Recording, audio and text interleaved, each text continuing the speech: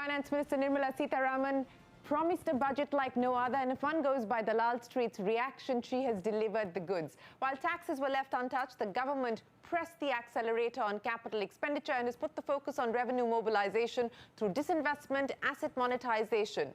In her third budget, the finance minister has announced plans for privatization of 2 banks and a general insurance company, and ARC-AMC to deal with NPAs, higher foreign investment limits in insurance, a DFI for infra financing, reform of electricity distribution, among other measures. The market sees the budget as growth-oriented, and after clocking the biggest budget day rally yesterday, it has followed up with another 1,000-point up move, while the Nifty Bank is up another 4%. Well, joining me now is the person the market is waiting to hear from, the big bull, Rakesh Jhunjhunwala. Rakesh, many thanks for joining us here on CNBC TV 18. You know, a lot of what the finance minister has promised in Budget 2021 has been on your wish list. In fact, the last conversation that you and I had, you talked about the need for the government to step on disinvestment, privatization, a private sector solution to NPAs, and on many of those counts, the finance minister has promised to take the execution forward starting this financial year. How would you rate the budget? Well, 10 on 10. Hello. Well, unequivocally a 10 on 10. But what did you, Rakesh, make? What do you believe has been the most game-changing idea in the budget presented by the finance minister? And where do you believe this leaves the Indian economy as well as the trajectory as far as our markets are concerned? What kind of dynamic shift will this entail? Shireen, I think the budget is conveying much more than what we are understanding. I think it's, messaging a clear shift that the government will do what it takes to have growth in this country. And combined with the government's efforts to bring social justice, where the subsidy schemes are properly implemented, I'm told, most Indian households in 2 years will have direct water in their house. So, Mr. Modi knows that he needs to leave economic legacy. And that is the only way in which he can help the poor of this country. As Mr. Shekhar Gupta says, only if there is growth and there is that prosperity can come. So I think this budget is a clear indication that the Indian government is going to be bold, is going to take all steps that are required in order to propel growth into this country. And this has been done after you have laid a base to have that growth. In terms of RERA or the bankruptcy law or Jan Dhan, or the change in labor laws or the change in farm laws. So I think this budget is conveying, much more than what we are looking at. It's just only a budget, it's also a political message conveyed. And I think it's laying the ground for India to have double-digit growth. I will not be surprised, as I was saying in your Diwali interview, that in the next 3-4 years, if India starts having double-digit growth. So you believe that this is a growth-oriented budget, and you also believe that this is a budget that Prime Minister Modi will want to take forward to showcase his economic legacy, his economic reformist credentials. But Rakesh, let's focus on some of the key themes for the budget. I'm not talking of credentials. Yeah. I'm talking of reality. It's not a put-on. Okay. And if it's not a growth-oriented budget, then I don't know. I don't understand economics then. How can you even think about your question? I'm saying that... No, I don't understand what you mean. I'm saying that you believe that this is a growth-oriented budget, and it is an effort to consolidate the economic legacy that the Prime Minister wants to leave. Right. So that is the point that I was trying to make. Not only Shireen, it conveys a message that the government of India will take all legitimate policies and decisions which are required for us to have higher rate of growth. It conveys much greater than a budget. Absolutely. And first time India has been bold enough not to be afraid of these very bullshit rating agencies. India has one of, if you look at the League of Nations, India has got one of the lowest levels of debt to GDP in the world. What are we afraid of? Yes. It's a recent and bold India. You go and see what, Mazoom Reza, I think is the analyst. You go and see what it does, that how India reacted to China. China was surprised at the ferocity with which India reacted. So we have a resurgent, bold India, all set on the way to double-digit growth. And this message, to me Okay, at least, so conveys that India is going towards double-digit growth. समझना है तो समझ लो, नहीं yes, समझना है तो मत that low. is that is certainly the aspiration, and that is the plan as far as the government's That is the intent new reality. in putting this Shri. vision document That together. is not the aspiration, that is the new reality. Want to accept it, accept it. Don't Okay, accept all right. it, sit at home. So why would anybody not want to accept it, Rakesh? I think everybody would want to No, I accept find the most fact people- that we I should still aspire find for most and people achieve still- double-digit growth. I think most people are still very contemptuous. They have no faith in their country and themselves. Have faith in India. Believe India can have 10% growth. And I'm telling you, in the next 25 years, India will overtake China. It's not about the stock markets. It is about India and India's poor. Most certainly, and I think that there is no argument on that. I think every Indian shares that aspiration. Every Indian shares that aspiration, Rakesh, of wanting to see the country I don't agree progress with and move most Indians forward are and contemptuous. achieve the kind of growth No, targets Shri, that I you don't agree spoke of. with you. I don't agree with you. I think most Indians are still contemptuous. Okay, all right. That's a matter for another debate. But let's focus on what the government has promised by way of this budget. And I want to link that to what you believe could be the trend going forward. The CapEx emphasis as part of this budget, the focus on infrastructure, whether it is higher outlay as far as spends are concerned, the DFI, which the government has decided to set up, which also legislative framework will provide for private sector DFIs as well. How are you now reading the infrastructure story and what it can mean for growth in the next 3 to 5 years? I see so much of money coming into this country that we'll not be able to absorb it, I'm afraid. Second thing is, I think the budget deficit for the first time, instead of 9.5% in the current year, I think it will be between 8.5 and 9. And next year of 6.8, it will be between 6 and 6.5. You can say that in your town hall, and I'm ready to have a bet. The budget, the tax collections will be much higher than what the government has projected. I'm ready to have a bet with anybody who wants. The government believes that. None of the Economic Affairs Secretary as well as the Revenue Secretary both believe that they have understated revenue collections, and they do believe that they will be able to deliver a better number in terms of tax collections and thereby also perhaps better the 6.8% fiscal deficit target. Absolutely, so yes, they will.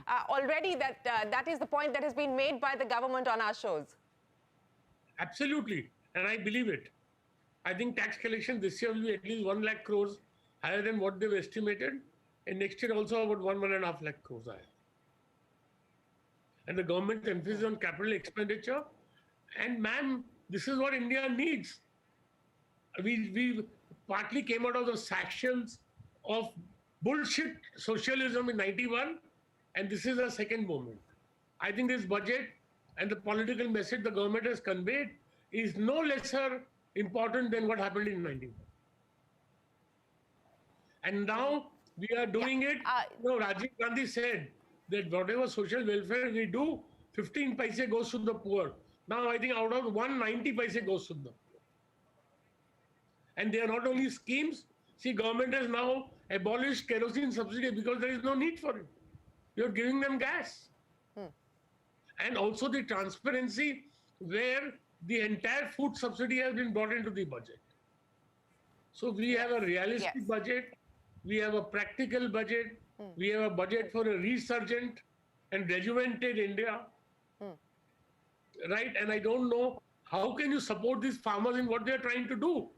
We are making wheat worth 1 lakh crores which nobody wants to eat, which is rotting in the godowns. Right.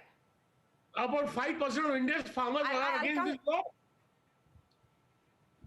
I'll come to the farm laws in a second. I just wanted to continue the conversation on infrastructure, Rakesh, because what we have seen this budget announce is also a significant capex outlay, an increase in the capex outlay for roads, transport, and the highways ministry. And while that is the sort of obvious infrastructure push, there are also other interesting elements that have developed over the last 3-4 years and have gotten an additional push this time around. For instance, the water mission, sanitation, Swachh Bharat. How do you see that side of the infrastructure, healthcare, a new healthcare scheme being announced? How do you see the opportunities opening up on this side of the infrastructure story? And 30 to 40% of the diseases which children get and deaths are caused by waterborne diseases. Once we have clean water in every household, you know what it means for India? What it means for the poor? I think the emphasis on sanitation, clean water, I mean, the importance, I cannot imagine how important it is. As an Indian, suppose the budget increases my wealth, what difference is it going to make to me? But if clean water can be given to every Indian, right? That is the time when I will feel happy. It's not only talk now, it's reality. And, I spoke to some NRIs. What did I tell them? What did America give them? People are not understanding the change. What America gave the NRIs is a platform.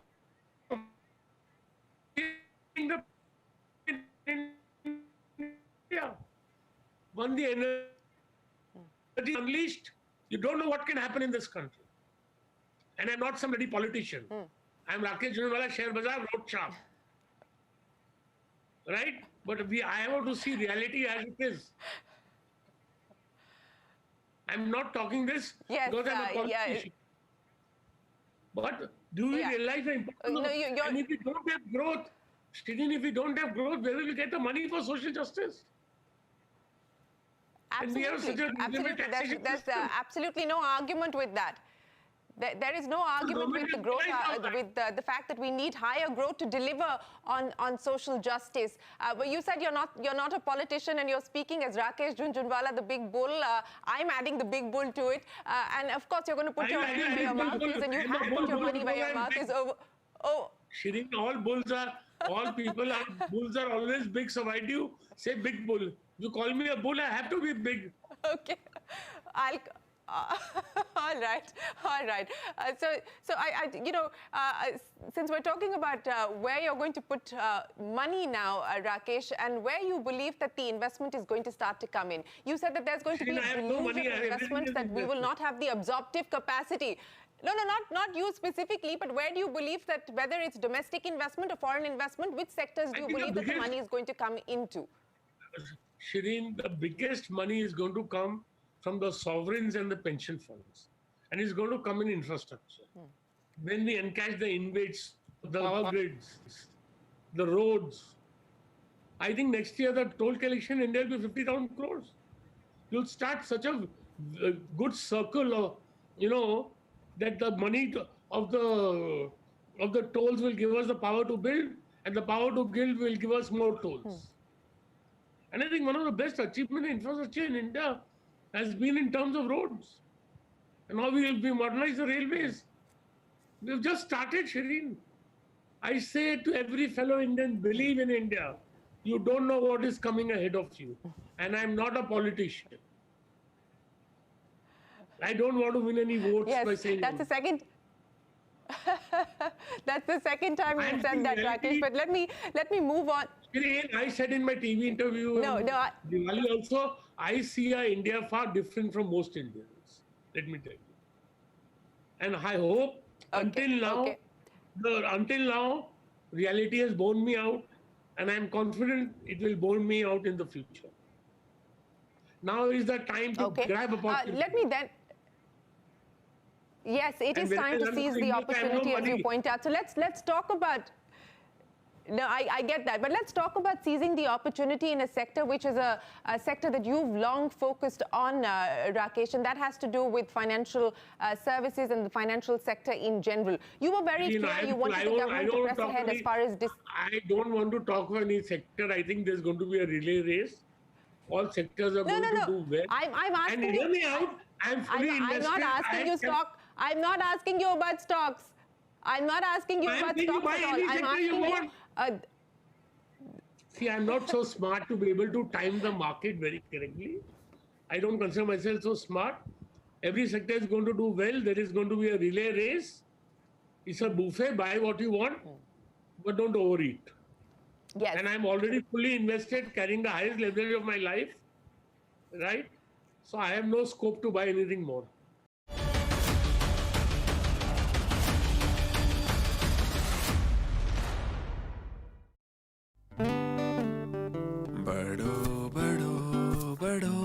संग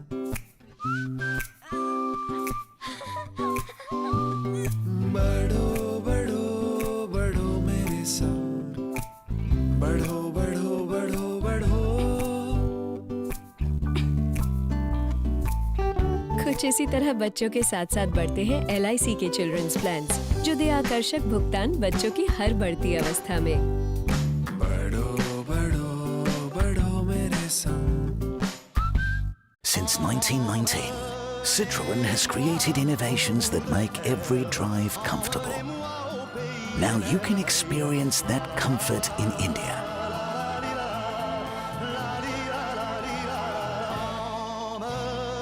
Citroën, inspired by you, inspired by India. हर चुनौती से जीतने वाले heroes के लिए Tata capital लाए हैं शुभारंभ लोन्स, लंबे टेन्योर और कम EMI के साथ, क्योंकि ये सिर्फ कर्ज नहीं, हमारा फर्ज भी है।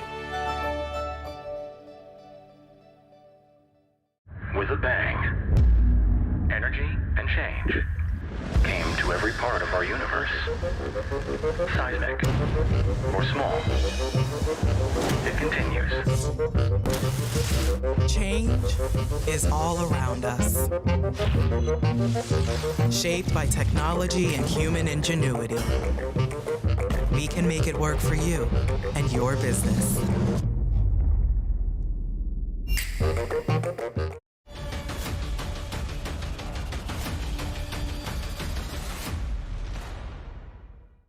You know, what do you make of this AMC, ARC structure that the government has decided to put in place, and additionally talk about privatizing 2 public sector banks as well as 1 general insurance company? Now, of course, the execution, the timeline, and so on and so forth, it requires legislative amendments. That will go through and perhaps will take its own course at its own pace. But, you know, directionally, what will this now mean as far as this ecosystem is concerned? Directionally, it's very positive. The government is withdrawing from business. The government has no business to be in business. First time we're talking about privatization instead of disinvestment. Government has been bold enough to talk.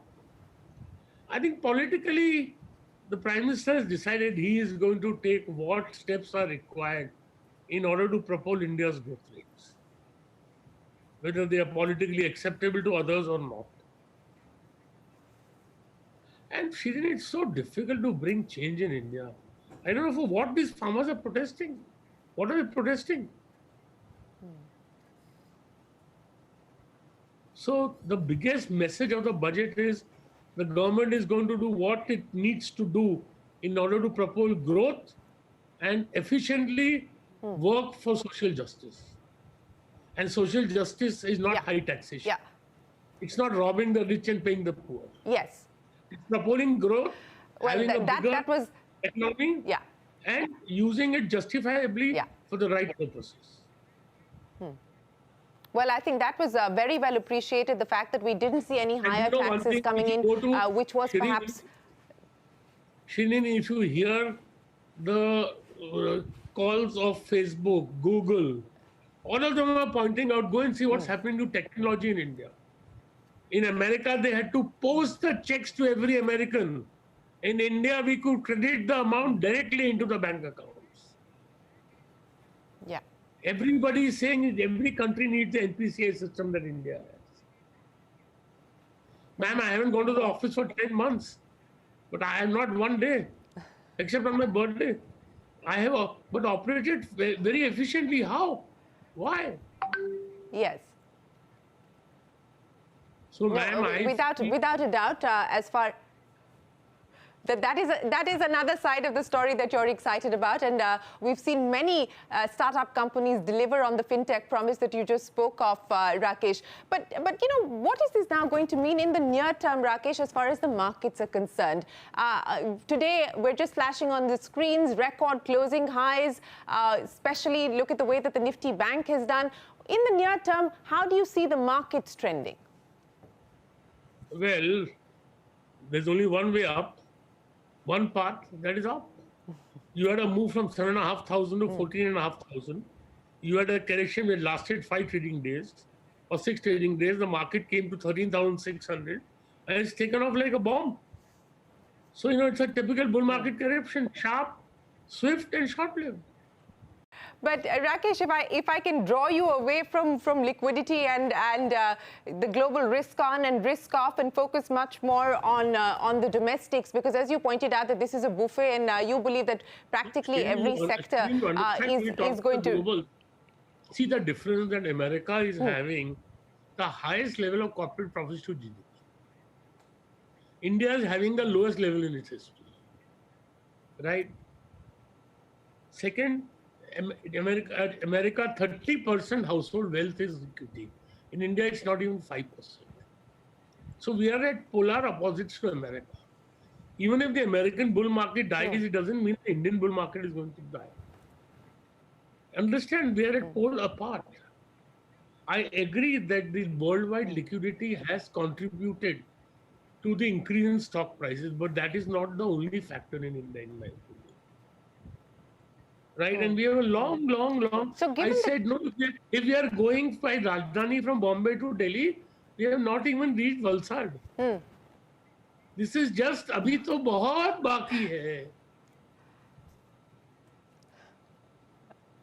That's a case you've been making for a while. The mother of all bull runs is what you've been calling it, Rakesh. But I want to I want to take the point up on fundamentals, Rakesh, further. And in light of the decisions that have already been announced in the budget, the policy measures that were announced prior to the budget as well, the capex recovery that we're seeing, the earnings recovery that we're seing, what stands out there to you as far as the earnings recovery, in terms of the earnings recovery? Hear me out. Sure. Hear me out, Shireen. In this quarter, you are going to say 1% GDP growth. Next year, if you see nominal real GDP growth of 12%, what kind of an external platform will Indian companies have? What kind of internal efficiencies Indian companies have drawn? What kind of change in capital allocation and corporate governance Indian companies have done?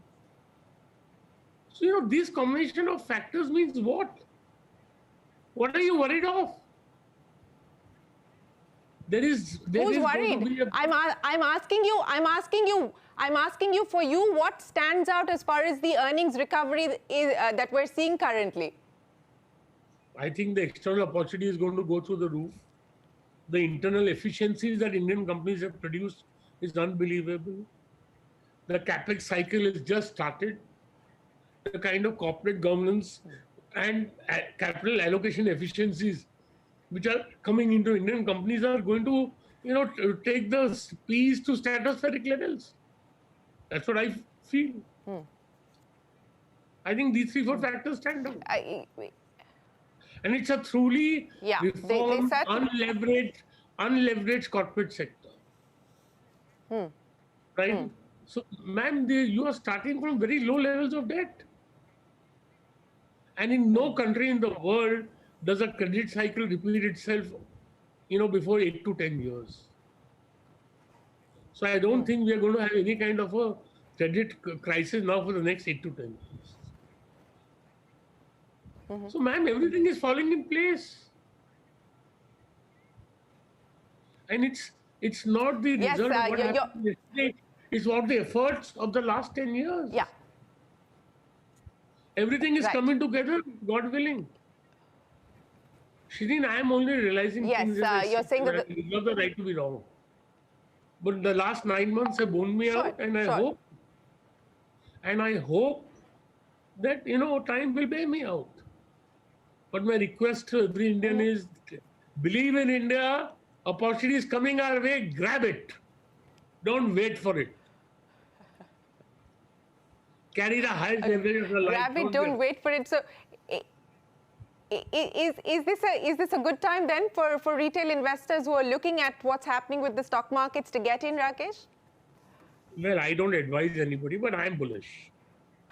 So if there were to be, the 2 or 3 things that you're going to be watching out for from here on, strictly from a market perspective, what would those be? And I also wanted to get your thoughts on what we're seeing happen with this two very interesting global stories that are playing out. And I don't know whether you've been tracking what's happening with GameStop, but what you make of what's happening with GameStop and the battle there. And the other is what's happening as far as cryptocurrencies are concerned. So I wanted to get your take on those three aspects. According to me, cryptocurrencies are a myth. A currency which fluctuates 10-15% a day, can it be a currency? If the dollar fluctuates by 1%, 2%, it's world news. Second, no sovereign right to currency. Right? So I think I will never go near a cryptocurrency. It's a myth. And as far as Games App goes, I don't know what the US regulator is doing. How can you allow somebody to short more than the float? Nikhil Kamath has written a very good, tweet on this. You must read it. GameStop is nothing but pure gambling. And I think it's very well ill-regulated. That people are allowed to, short more than the float. I don't know what the hedge funds are doing. I think they deserve the losses that they got. I mean, if Telco has got 25 crores float and I sell 40 crores, I'm inviting trouble. So therefore, I think it's pure gambling, and I don't know what the US regulator is doing. You must read the tweet that Nikhil Kamath has written. I think the Indian regulator is much more sensible. Just, we Indians... I'm sure Sabi will be very happy. We'll be very happy to hear that. I tell a lot of Indian Americans that, boss, India is much safer than America. They wonder, how can India be better in anything than America? America is America. They believe we will be better than America. Look at the bloody kind of cases they are having for COVID. Look at us. We have 160,000 effective cases. Yeah. So, madam. Yes, Yes, ma'am. Yes, make the final comment, Rakesh. Final comment? Boss, markets are giving you chance. Grab it. Believe in India. Make money. Be happy. At least I am. Well, I have faith. I have all my money in equity. You certainly. That's the highest privilege of my life. For now, thanks very much for joining us